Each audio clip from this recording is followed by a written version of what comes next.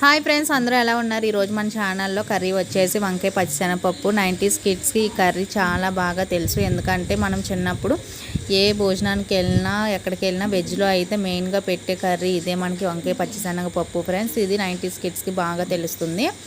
అలాగే ముందుగా ఆయిల్లో ఆనియన్స్, అలాగే అల్లం వెల్లుల్లి పేస్ట్, పచ్చిమిరకాయలని బాగా ఫ్రై చేసుకున్న తర్వాత అందులో వంకాయ ముక్కల్ని యాడ్ చేసుకొని తర్వాత పచ్చిశనగపప్పు ఒక హాఫ్ అన్ అవర్ ముందు నానబెట్టుకొని పక్కన పెట్టుకున్నది కూడా యాడ్ చేసేసుకోవాలి. తర్వాత కారం యాడ్ చేసుకొని ఒక గ్లాస్ వాటర్ వేసుకొని హై ఫ్లేమ్లో ఒక 5 మినిట్స్ కుక్ చేసుకోవాలి. ఈ విధంగా కుక్ అయిన తర్వాత మీడియం ఫ్లేమ్లోకి అడ్జస్ట్ చేసుకుంటే సరిపోతుంది ఫ్రెండ్స్, అంతే.